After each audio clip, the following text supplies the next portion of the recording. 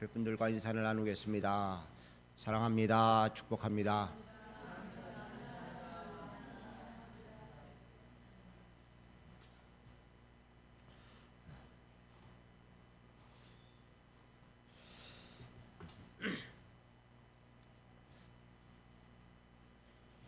어느 젊은이가 길을 가다 그만 호랑이를 만났습니다.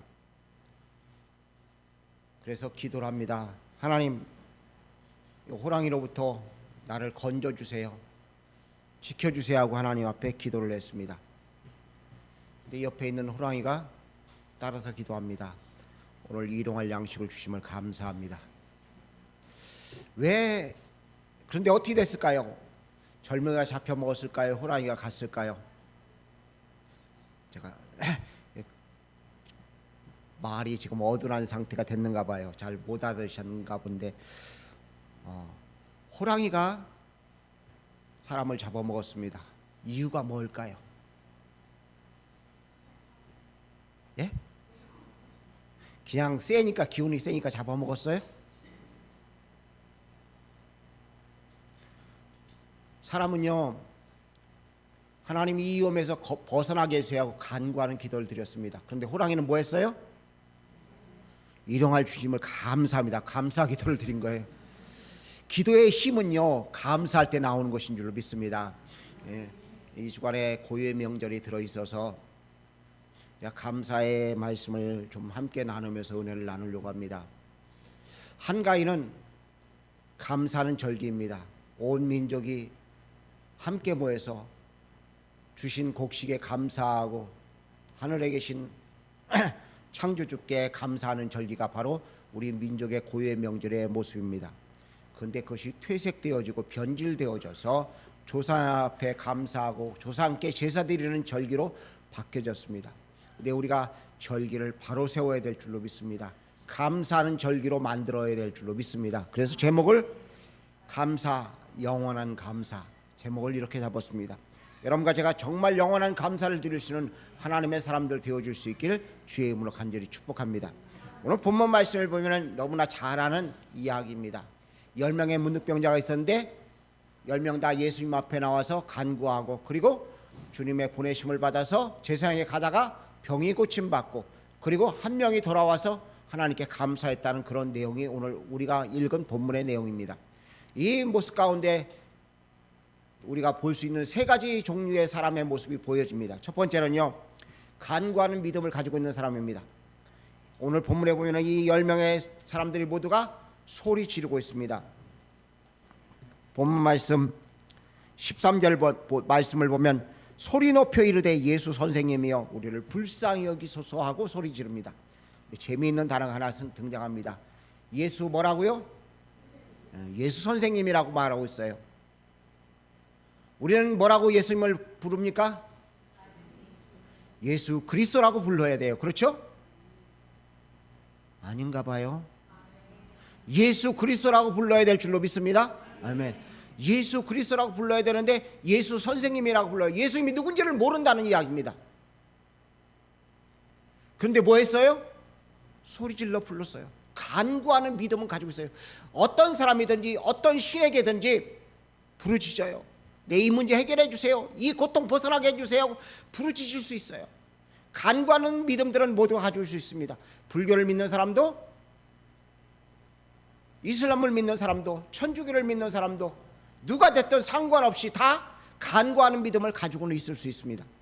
그래서 신들에게 부르짖습니다. 이거 해결해 주세요. 이 문제 고통에서 벗어나게 해주세요. 이거 잘 되게 해주세요.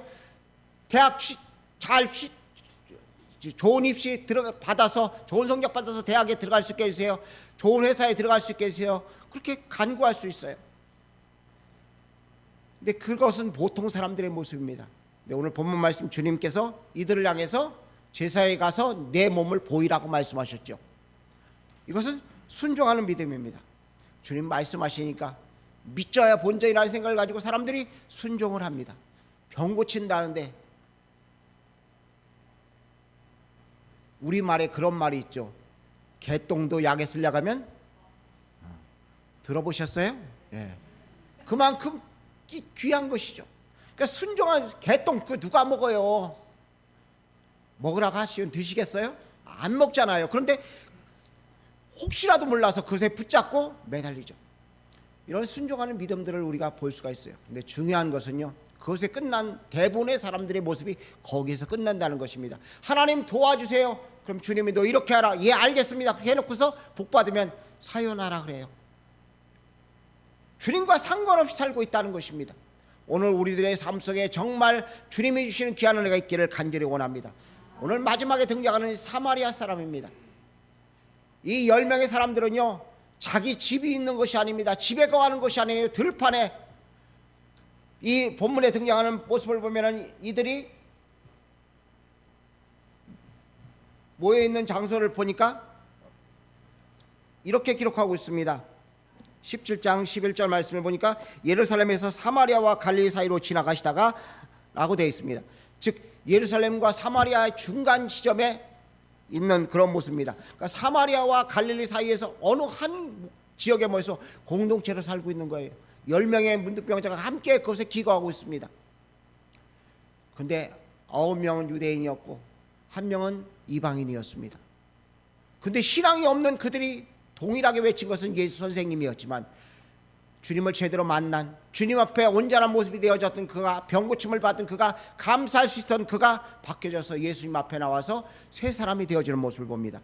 여러분과 저의 삶 속에 감사하는 믿음이 있기를 주의 이름으로 간절히 부탁을 드립니다. 감사는요, 자발적인 것입니다. 누가 억지로 시켜서 하는 것은 감사가 아닙니다. 애들한테 그러죠. 누가 선물을 주면 고맙습니다 해야지. 어떤 우스갯소리가 있잖아요. 사과를 주고서 주니까 아이가 받아놓고서 엄마가 이야기라 고맙습니다 하지 않으니까 엄마가 옆구리를 푹 찔르면서 뭐라고 해야지 하고 그러니까 이야기하니까 깎아주세요. 감사합니다가 우리 몸에 배지 않으면요, 우리의 삶은 엉뚱한 방향으로 나갈 수가 있는 거예요. 감사가 체질화 되어줄 수 있기를 간절히 원합니다. 감사는 자발적인 것과 동시에 고마움의 표현입니다. 어떤 것을 주면은요, 고맙습니다 그러잖아요. 근데 우리는 안타깝게도 주님을 도구로만 이용하지 주님이 목적되지 않는 삶을 살 때가 많아요. 내가 이거 필요하니까, 내가 있어야 되니까, 내가 고침받아야 되니까 주님을 필요해서 주님을 도구로 쓰고 있다는 것입니다. 많은 그리스도인들이, 예수 믿는다고 하는 사람들이 이렇게 살고 있어요. 여러분과 저는 주님이 도구가 되어서는 안 됩니다. 주님이 우리의 목적이 되어야 될 줄로 믿습니다. 주님이 나의 전부이십니다. 주님이 나의 모든 것 되십니다는 귀한 고백이 되어줄 수 있기를 간절히 원합니다. 주님의 도구가 되다 보니까요, 치유가 목적이 되었어요. 그래, 병 고쳐달라고, 병 고친 거 상관없이 그냥 가버리고 말잖아요. 치유가 목적이 됐기 때문에 감사할 수 없는 것입니다. 오늘 우리들 속에 참된 감사가 있기를 주의 이름으로 간절히 부탁을 드립니다. 여러분과 제가 정말 감사할 수 있는 하나님의 사람 되어야 될 줄로 믿습니다. 우리는 간구하는 데는요, 프로들이 다 됐어요. 이것 주세요. 요 정도 하면 하나님이 마음을 돌리시고 내 기도를 들으실 거지 하고서 프로가 되었고 어느 정도 수준까지 하나님께 간구하는 데는 도가 통했어요. 그런데 감사에는요, 아마추어예요. 수준이 너무나 낮은 아마추어 중에 아마추어예요. 정말 여러분과 제가 하나님께 감사할 수 있는 프로들이 되어줄 수 있기를 주의 이름으로 부탁을 드립니다. 하나님께 감사할 수 있는 프로가 되어야 될 줄 알아요. 야구 경기를 하면 보면은요, 잘하는 사람들은요 정말 잘해요. 근데 그들이 던지는 공, 그들이 휘두르는 배트를 가만히 보면은요 정말 놀랄 정도예요. 공이 저렇게 빠르게 다 오나? 프로기 때문에 그렇게 한 거예요. 근데 아마추어들은 아무리 세게 던져도요 안 돼요. 이번에 우리나라 높이뛰기 선수가 1등을 했더라고요. 세계에서 1등을 했는데 정말 잘 뛰더라고요. 뛰고 나서요, 넘고 나서 막 팔짝팔짝 뛰는 모습을 보면서 야, 좋겠다 그런 생각을 가졌습니다. 근데 만약 제가 뛰었다면요 1m도 못 넘을 거예요. 다칠까봐 겁나가지고 그냥 엉금엉금 기어서 그냥 한 다리 걸치고 넘는 그런 수준일 겁니다. 왜요? 수준이 뭐예요? 아마추어와 프로의 차이예요. 그리스도인들은요 감사하는데 프로가 되어야 될 줄로 믿습니다. 우리 교회는 프로가 되어야 됩니다. 감사하는 일에 프로가 되어주는 여러분과 제가 되어줄 수 있기를 간절히 원합니다. 근데 9명의 사람들, 문둥병에 고침받은 9명의 사람들이 왜 감사하지 못했을까요? 여러 가지 이유가 있지만 첫 번째는 즉시 하지 않았기 때문에요. 감사할 일이 딱 생기면 그 자리에서 감사해야 돼요. 그런데 그러지 않고요, 두었다가 하려고 하는 착각에 빠지면 감사를 못하게 되는 것입니다. 누구한테 선물을 받았어요. 참 고마웠어요. 인사해야지. 그런데 잊어먹었어요.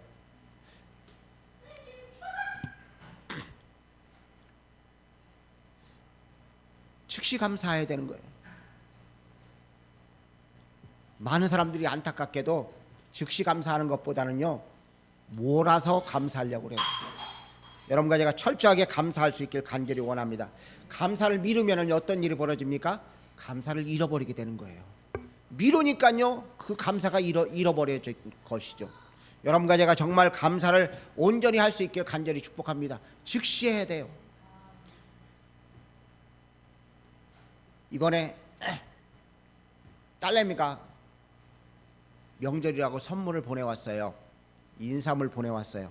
그래서 그 인삼을 잘 매일 제가 먹어요. 근데 그 인삼 먹었는데도 불구하고 감기가 옴빡 들어가지고 오자마자 저희 집사람이 풀어보더니요, 전화를 하더라고요. 고맙다고. 옆에 사이가 있으니까 사이한테 고맙다고, 잘 먹겠다고. 그러니까 사이가 즉시 답장이 왔어요. 잘 드시면 고맙겠다고. 뭐예요? 감사를 잃어버리지 않았기 때문에 서로 즉시 감사할 수 있는 것이죠. 오늘 여러분과 제가 감사할 수 있는 사람이 되어야 될 줄로 믿습니다. 감사가 몸에 배지 않으니까요, 자꾸 불평하는 거예요. 두 번째, 감사하지 못하는 것은 그것보다 더 귀중한 것이 있다고 착각하기 때문에요. 자, 10명의 오늘 문둥병자들이 고침을 받았습니다. 가장 첫 번째 해야 될 일이 무엇인가요?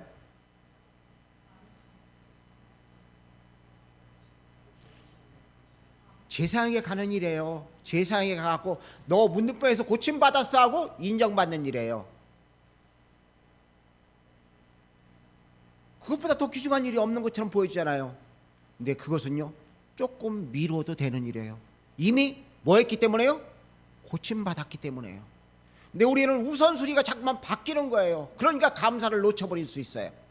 여러분과 제 삶 속에 우선순위가 무엇인가를 기억하고 있을 때 참된 감사가 있는 줄로 믿습니다. 여러분과 제가 정말 주님 앞에 나오는 것이, 주님 앞에 예배하는 것이, 주님 앞에 감사하는 것이 귀중한 것을 알고 그것보다 더 앞서지 않기를 간절히 원합니다. 신앙생활하면서 간구하는 것은 잘해요. 순종하는 것도 나름대로 열심히 해요. 그런데 감사하지 않아요. 주님을 도구로만 사용하려고 하는 어리석음을 범하고 있다는 것입니다. 여러분과 제가 감사하는 하나님의 사람들 되어줄 수 있길 간절히 원합니다. 우선순위가 무엇인가를 알고 주님께 먼저 감사하는 일에 최선을 다할 수 있기를 간절히 원합니다. 미국에서 책 한 권이 발간이 되었습니다. 100만 번 감사라는 책입니다. 100만 번 감사라고 하니까 막 많은 내용을 써놓을 것 같지만요, 거기에는 단 한 문구만 써 있다고 합니다. 감사합니다. 감사합니다. 감사합니다. 내용이, 그러면서 그 내용에는 뭐라고 써 있느냐? 내용이 똑같다고 그냥 넘기지 마십시오. 기록된 대로 읽고 읽으면 하나님이 큰 은혜를 주실 것입니다. 쓰여 있다고 그래요. 감사합니다. 감사합니다. 쉽잖아요.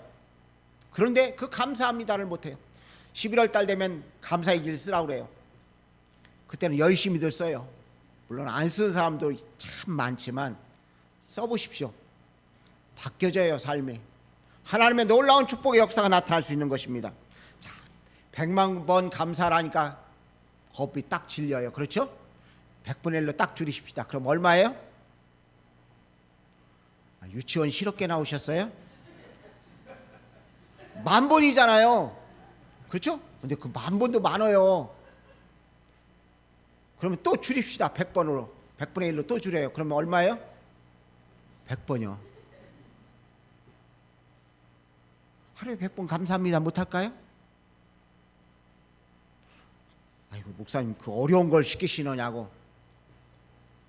아니에요. 한번 해보시라니까요. 감사합니다가 체질화되어야 되는 거예요. 감사합니다를 못하니까요 달라고만 하지, 힘들다고만 하지, 원망하고 불평할 줄만 알지 하나님께 진정한 감사가 못하는 거예요. 성경에 보면 감사함으로 하나님께 영광을 돌리라고 우리에게 말씀하고 있어요. 근데 감사가 체질화가 안 됐어요.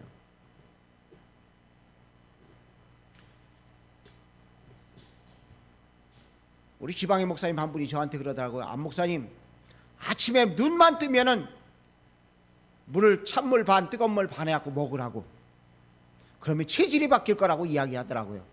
근데 그게 쉽지가 않아요. 체질화가 안 됐기 때문에요. 자, 여러분, 일어나자마자 감사합니다, 저녁에 잠들 때 감사합니다, 그게 체질화되었다 한번 생각해 보십시오. 어느 책에서 보니까 이런 내용이 쓰여 있더라고요. 저녁에 감사합니다를 5번 이상 하고 자면 아침에 일어날 때 내 속에서 생기가 솟아오를 수 있다고.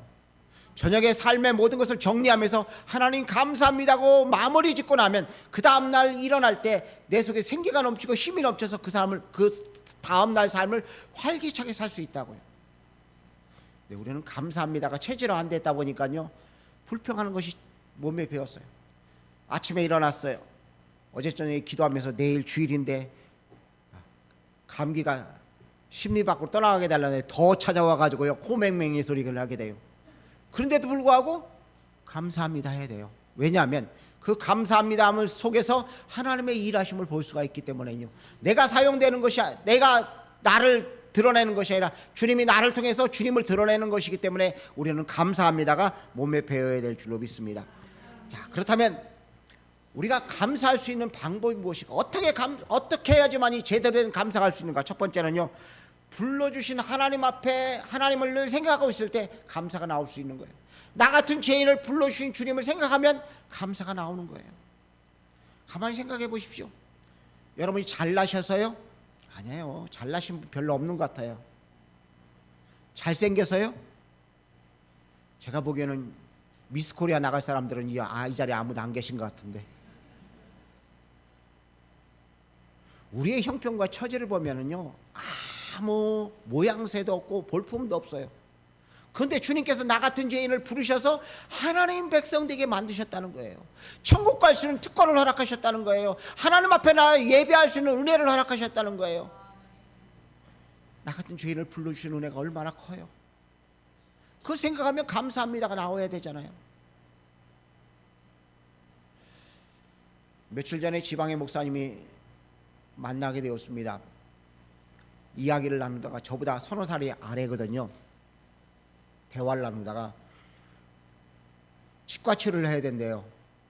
제가 보기에는 괜찮은데 앞니가 빠지기 일보 직전이라는 거예요. 근데 저는 감사하게도요, 제 치아는요 안 보이는 데가 빠졌어요. 안 보이는 데가 빠져가지고요 치아가 빠진지 안 빠진지 표시가 안 나요. 그것도 감사 조건이더라니까요. 우리는 우리의 삶의 모든 것을 가만히 보면은요 하나님의 은혜가 아닌 것이 하나도 없어요. 그런데도 불구하고 나 같은 죄인을 불러주신 것을 아예 잃어버리고 내게 주어진 환경과 여건에서 허락되지 않는다고 불평하고 원망하고 있어요. 왜 나한테는 돈을 안 주시느냐고, 나한테는 왜 건강 안 주시냐고, 나한테는 이런 좋은 일들이 왜 안 생기느냐고 원망하고 불평해요.